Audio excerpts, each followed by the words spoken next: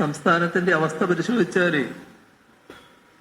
ഏത് നിലയിലും സാമ്പത്തിക വെല്ലുവിളികൾ ഏറ്റെടുക്കാൻ പര്യാപ്തമായ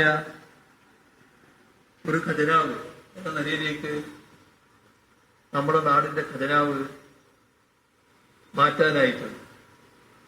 അങ്ങനൊരു ഖജനാവാണ് LDF സർക്കാർ കൈമാറിയത്. 2021-26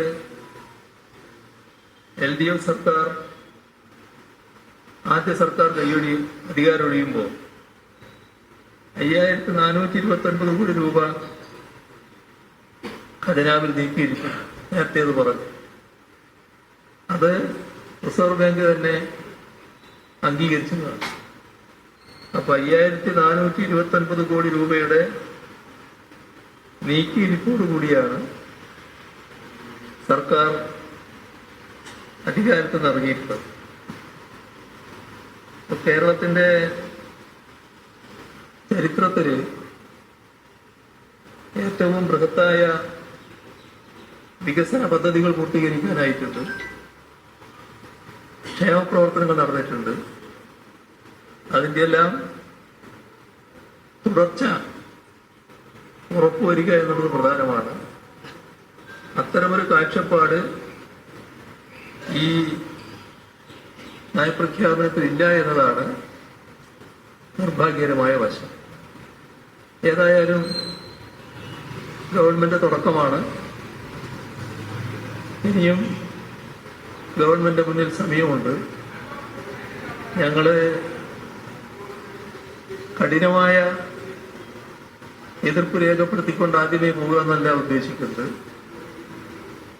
നമുക്ക് കാത്തിരുന്ന് കാണാം.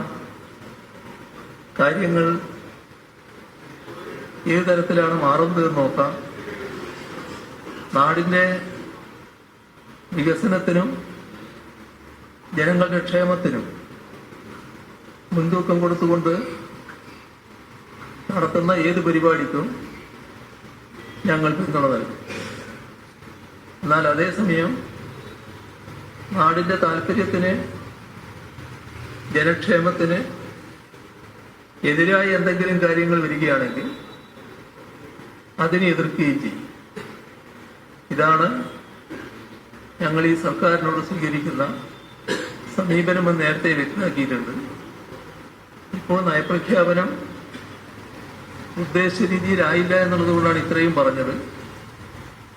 ബാക്കി കാര്യങ്ങൾ അസംബ്ലിയിലും വ്യക്തമാക്കാവുന്നതാണ്.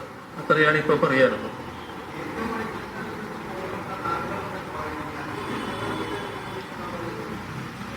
കേന്ദ്ര ഗവൺമെന്റുമായി സാധാരണഗതിയിൽ നല്ല ബന്ധം സംസ്ഥാനം ആഗ്രഹിക്കുന്നതിൽ തെറ്റൊന്നുമില്ല. പക്ഷേ കേന്ദ്ര ഗവൺമെന്റ് അനുഭവമുണ്ട്. നമ്മളോടുള്ള അനുഭവം, എല്ലാ സംസ്ഥാനങ്ങളോടും കാണിക്കുന്ന അനുഭവം, അത് സാമ്പത്തിക ഫെഡറലിസത്തിന്റെ കടക്കൽ കത്തിവെക്കുന്നുണ്ട്. ഒരു ഘട്ടത്തിലും ആ ഫെഡറലിസം അംഗീകരിക്കുന്ന നിലപാടല്ല കേന്ദ്ര ഗവൺമെന്റ് തുറന്നു പോകുന്നത്. അതുകൊണ്ട് തന്നെ ആ കാര്യത്തിലുള്ള നിലപാട് വ്യക്തമാക്കേണ്ടതായിട്ടുണ്ട്. അത് വ്യക്തമാക്കിയില്ല എന്നുള്ളതാണ് ഇതിലുള്ള ദൗർബല്യം. കേന്ദ്രവുമായി നല്ല ബന്ധം ആഗ്രഹിക്കുന്നതിൽ സംസ്ഥാനത്തെ തെറ്റു പറയാനാവില്ല. പക്ഷെ നമ്മുടെ അനുഭവം നേരെ മറിച്ചാൽ ആ നിലപാട് വ്യക്തമാക്കണമായിരുന്നു.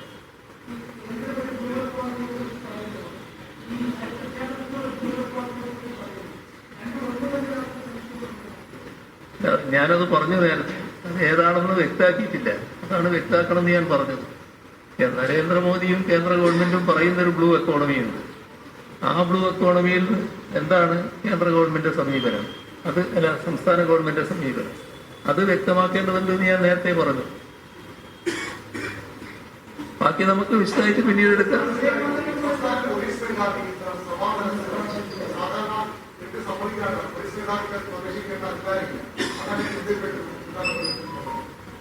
അത് എല്ലാവരുടെയും ശ്രദ്ധയിൽപ്പെട്ടൊരു കാര്യമാണ്. സാധാരണഗതിയിൽ നിന്ന് വ്യത്യസ്തമായൊരു കാര്യമാണ്. അത് അറിയാതെ സംഭവിച്ചതാകാനാണ് സാധ്യത എന്നാണ് തോന്നുന്നത്. ഏതായാലും കീഴ്വഴക്കങ്ങളിലോ നമ്മുടെ നടപടിക്രമങ്ങളിലോ അത്തരമൊരു കാര്യമില്ല, ഇതേവരെ സംഭവിച്ചിട്ടില്ല.